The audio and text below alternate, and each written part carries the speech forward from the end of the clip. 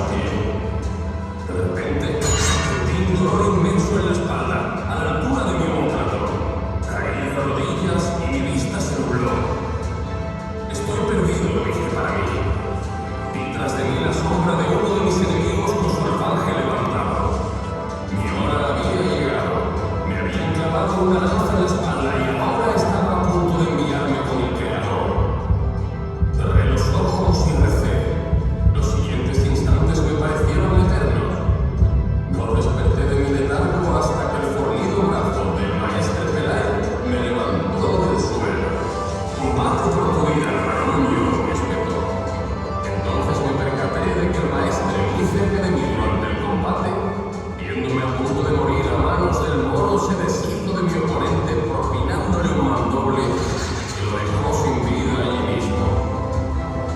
Unos y otros caían, pero poco a poco fuimos logrando una pequeña ventaja.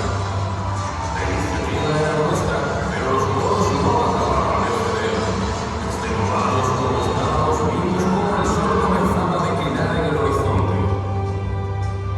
Nuestro maestro sabía que si se hacía de noche, la batalla terminaría en tablas sin que se declarase un vencedor, y el esfuerzo y el sacrificio no habría valido para nada. Fue entonces cuando Don Pelai miró al cielo, y con voz atronadora que nos sobrecogió a todos los hermanos, y le vio atemorizar a más de un alma sarracena, exclamó: «Santa María, detén tu día». Y entonces se obró el milagro, porque el sol se detuvo en el horizonte. Seguimos combatiendo sin que se echara la noche sobre nosotros. Cansados pero con el ánimo encendido, creíamos que el enemigo caía y el sol no acababa de ponerse. Poco a poco los musulmanes se rendían en nuestras armas, y un grito resonó en las gargantas de todos los frailes de Santiago, que ese día combatíamos codo con codo. «Santa María, detén tu día». La batalla había concluido con victoria cristiana, y solo entonces el sol se puso. El maestre, con el tiempo mandaría levantar el lugar donde te encuentras, este pequeño monasterio de Tentudía, para que los hermanos de la orden vivieran y conmemoraran este gran día. Las cosas ocurrieron así, o al menos son como